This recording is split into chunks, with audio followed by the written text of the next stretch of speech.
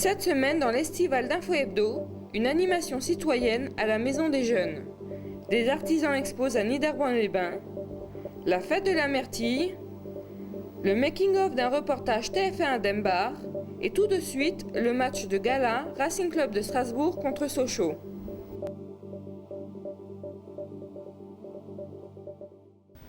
Le stade Paul Weber de Niederbronn-les-Bains accueille un nouveau match de gala. La rencontre est organisée par le club de foot de la ville thermale. Ce match oppose le Racing Club de Strasbourg à l'équipe sochalienne. C'est devant plus de 2000 spectateurs et une haie d'honneur des poussins de l'Union sportive de Niederbronn que les joueurs entrent sur le terrain. Outre les spectateurs, la presse est bien présente afin de couvrir la rencontre. La composition de l'équipe du Racing Club de Strasbourg lors de ce match est, selon l'entraîneur, le canevas de l'équipe titulaire pour la reprise de la Ligue 1.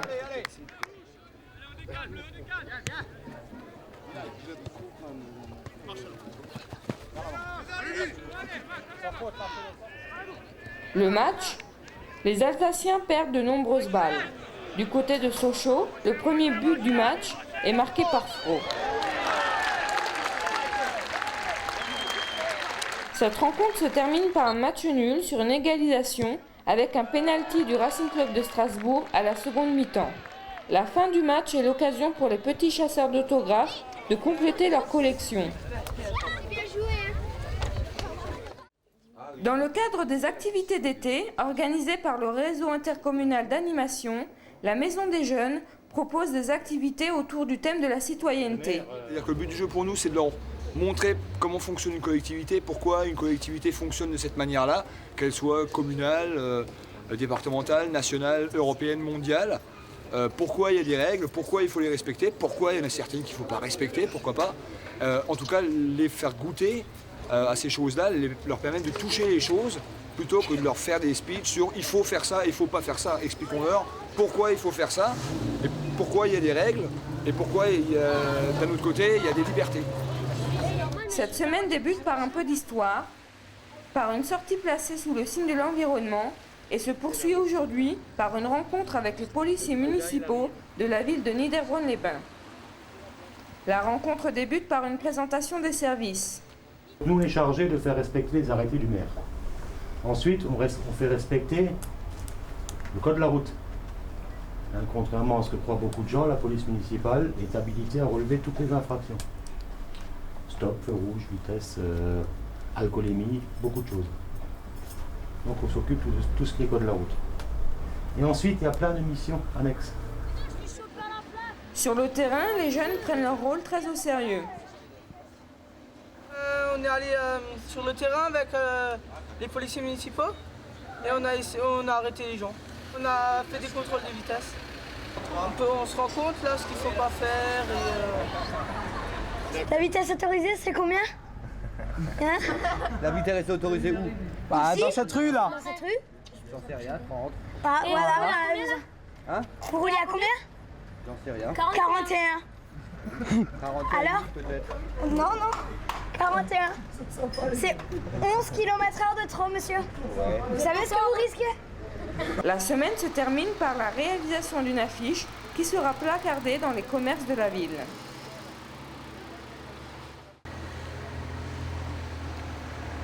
Aujourd'hui, une fois de plus, nous accueillons une dizaine d'artisans sur la place de l'Hôtel de Ville. Petite animation complémentaire à ce cycle d'artisans que nous accueillons depuis quelques années pendant la saison estivale. Nous avions il y a déjà 3 semaines cette animation, la nuit artisanale que tout le monde connaît je pense sur le secteur, et puis une journée aujourd'hui. Et le 15 août prochain, ce sera la clôture de cette opération artisan. On souhaite un petit peu dynamiser la ville, on souhaite apporter un petit plus aux touristes qui sont sur le secteur à cette époque de l'année, parce que je pense qu'ils viennent pour visiter la région, ils viennent également pour y rencontrer quelques événements particuliers. Et cet après-midi-là est vraiment faite pour apporter le petit plus tant aux locaux qu'aux touristes. Et là, je remercie toujours les artisans, parce que je pense que ce n'est pas une opération commerciale qu'ils font sur cette place, mais c'est vraiment montrer leur savoir-faire à un petit public intéressé. Voilà. Il y a des démonstrations tout au long de l'après-midi jusqu'à 18h et c'est un contact, je dirais, vraiment privilégié entre le public entre le touriste qui est présent à cette époque et l'artisan qui vraiment explique un petit peu son travail, donne peut-être quelques petites précisions, donne peut-être quelques détails, il dévoilera certains mystères, je pense, au niveau de son savoir-faire. Je me pose pas mal de questions, ce que c'est comme poudre, ce que je mélange, si c'est de l'eau. Lui me pose pas mal de questions. Combien de temps je laisse les émaux dans le four? Ça fait quelques années que je participe à la nuit artisanale.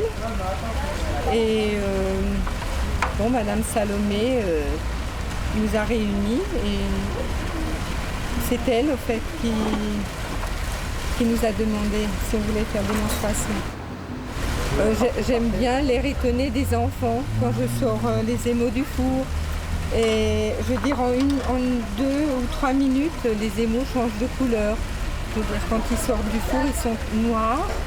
Et au fur et à mesure, les couleurs apparaissent. Donc en principe, les enfants sont émerveillés.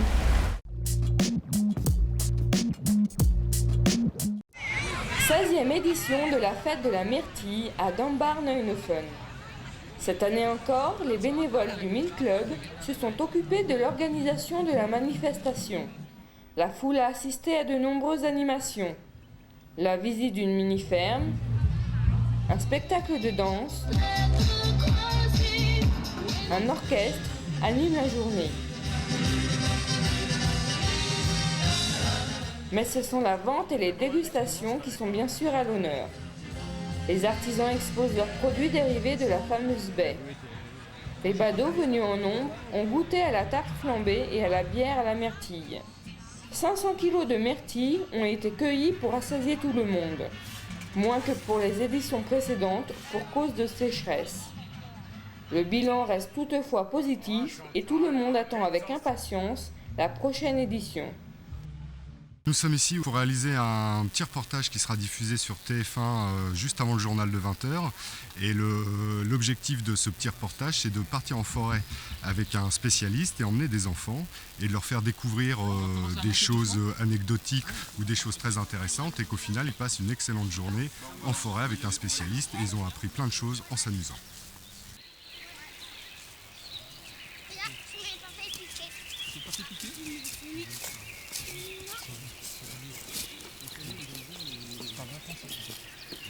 Alors ce qui est intéressant, là, vous voyez bien, sur ce plat-là, il y a une... 2 heures de prise de vue sont dérochées et montées en une journée de studio pour arriver au final à un petit film d'1 minute.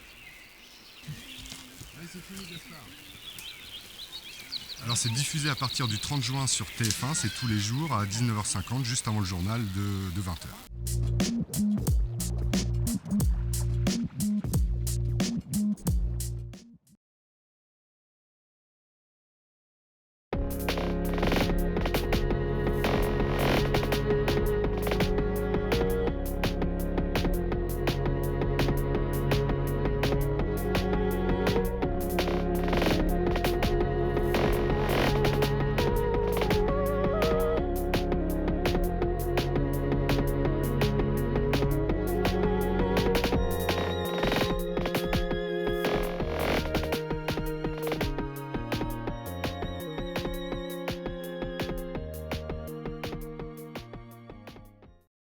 Au programme de Mac 3V l'Estival, la profession de garagiste.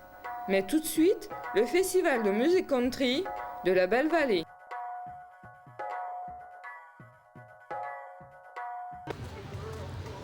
C'est la 12e édition du festival de musique country qui se situe ici à la Belle Vallée, près de Niederbronn. Et c'est un festival purement de musique. Le festival est né il y a 12 ans par une bande de copains et puis on voulait faire quelque chose et puis comme on allait souvent sur des autres animations western et country, on s'est dit le but est surtout de faire quelque chose de bien, c'est pour ça qu'on fait un don tous les ans, le bénéfice est reversé à une association d'handicapés.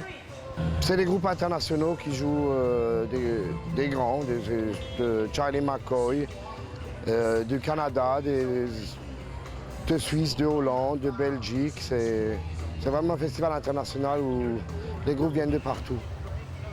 La musique country, c'est très vaste. Ça va du blues à la country rock, new country. C'est vraiment une musique très variée qui est ouverte sur tous les horizons. Hein. C'est vraiment le folklore américain. Jackson Mackay.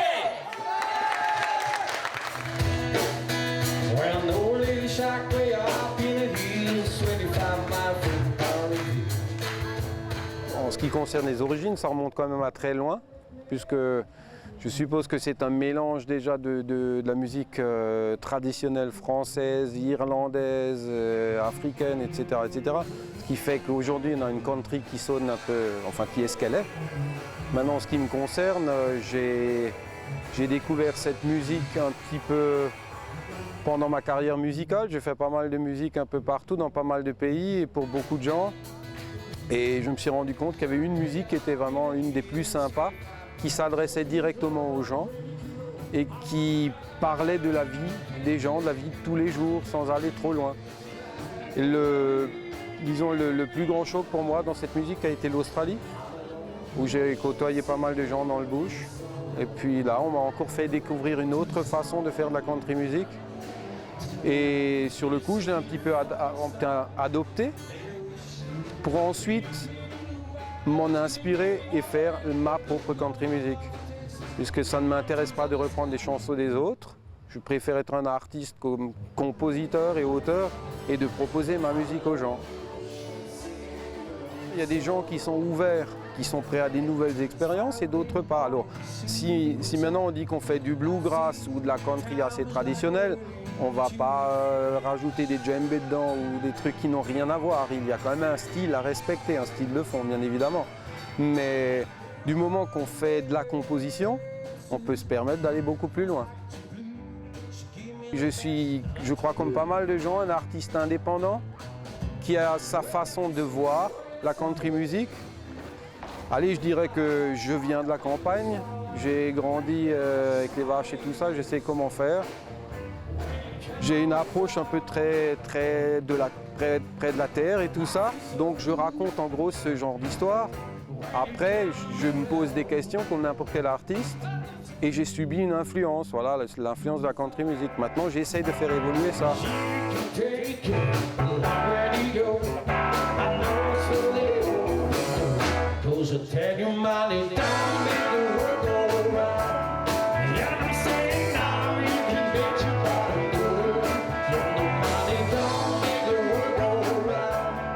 C'est le Country Club de Betschdorf. Ça fait 11 ans qu'on existe. On a commencé avec une bande de copains. On aimait beaucoup la musique country. On sortait beaucoup en Allemagne dans les boîtes américaines. Et puis on s'est dit pourquoi pas ici, pourquoi pas chez nous.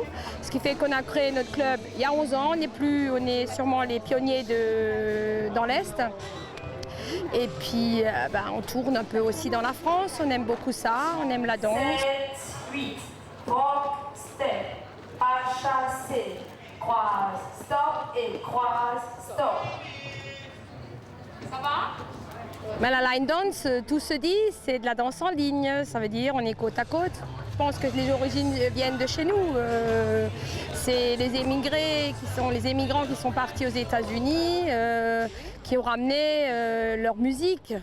Il y a de la polka, il y a du cha-cha, il y a de la valse, il y a les rythmes qu'on mélange maintenant, les rythmes noirs du côté de l'Est et du côté de l'Ouest ne sont pas à la même vitesse, qui est un peu rock'n'roll, d'un côté plus lent que de l'autre côté, quoi. Je pense que c'est la musique et la danse que j'aime et j'ai trouvé dans la country music ma passion. En fin de compte, c'est une musique que j'écoute du matin au soir. 7, 8, kick, ball, cross, step, tour, kick. Je ne suis pas tombée dedans quand j'étais petite, mais néanmoins, ça fait 2 ans, bientôt 3 que je danse et on m'a parlé des grands festivals auxquels je n'ai jamais assisté, hormis Berck il y a 15 jours, où j'ai trouvé ça fabuleux avec une très très bonne ambiance. Donc on m'a parlé de Niederbronn. On a une prof qui a été très très douée, très explicite. On a bien travaillé, c'est pas évident. Personnellement, tout bêtement, c'est parce que je cherchais une activité du samedi après-midi. Quand je dis ça, les gens rigolent. Si ça avait été labouré, ça aurait été la même chose. Mais néanmoins, j'ai trouvé un groupe fort sympathique qui m'a appris la country. J'ai trouvé que c'était vraiment fabuleux. En plus, le samedi, on se déguise. J'estime que les tiags et le chapeau, ça fait partie du déguisement. Et c'est une ambiance tellement conviviale et tellement sympathique que... Bah, pourquoi pas, et puis bon, j'adore ça, et tous les samedis on répète, et à la moindre sortie, bien, tout le monde est là.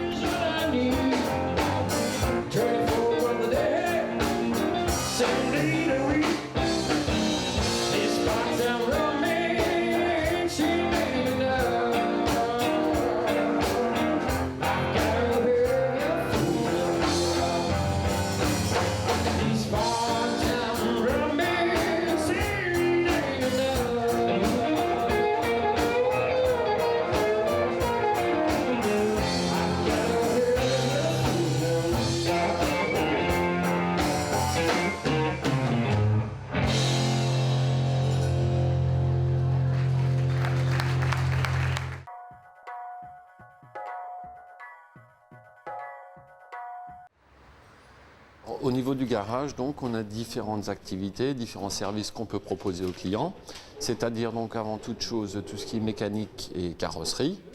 On touche également le contrôle technique, où on est centre auxiliaire. Nous avons un bureau annexe qui est à vis en location de voitures.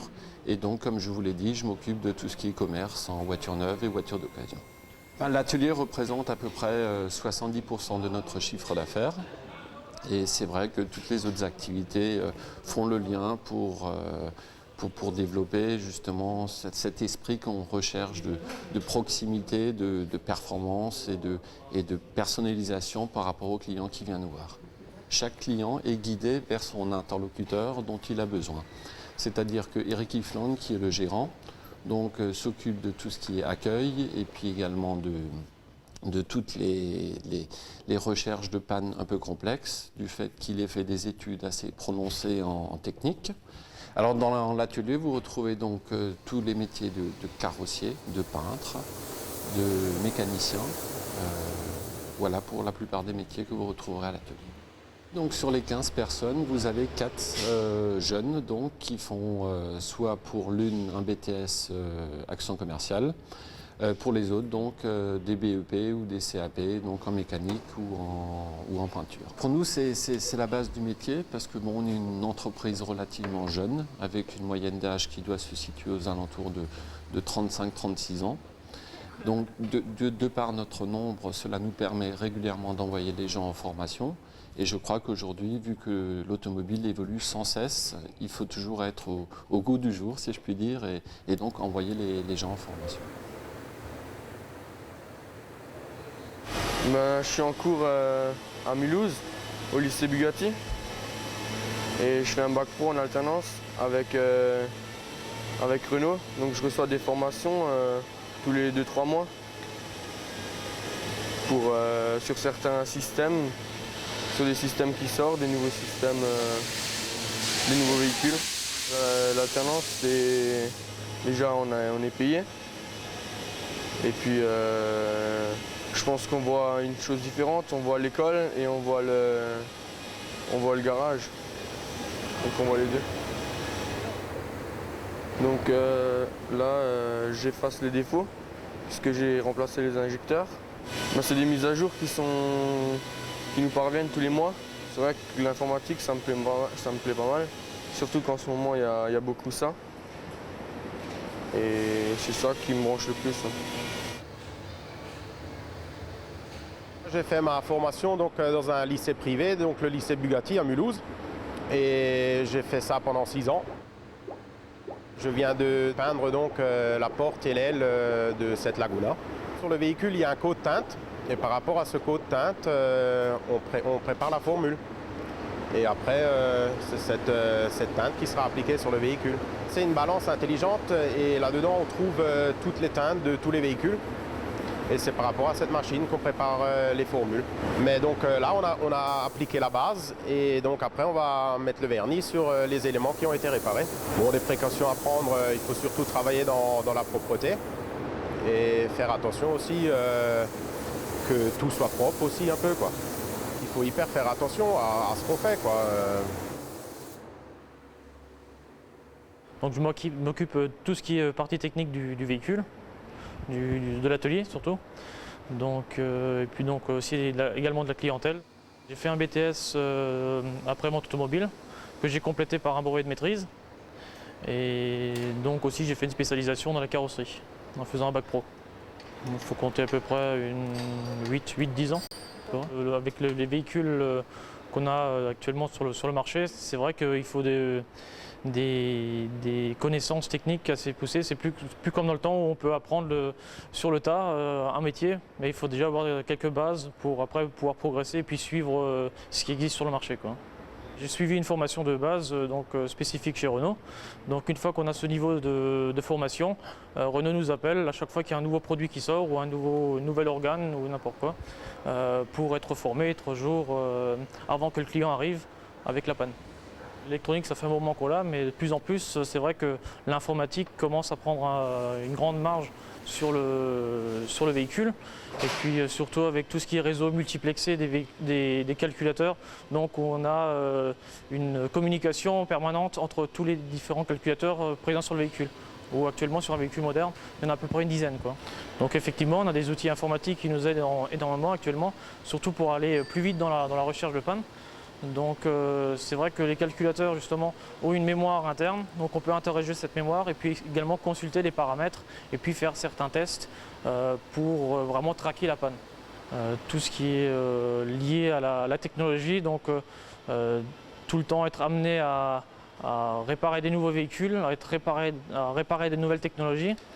Et puis c'est vrai que c'est vraiment, c'est pas lassant, c'est pas un travail qu'on fait régulièrement. Il faut continuellement se remettre en question pour être performant. Et puis c'est pas toujours évident.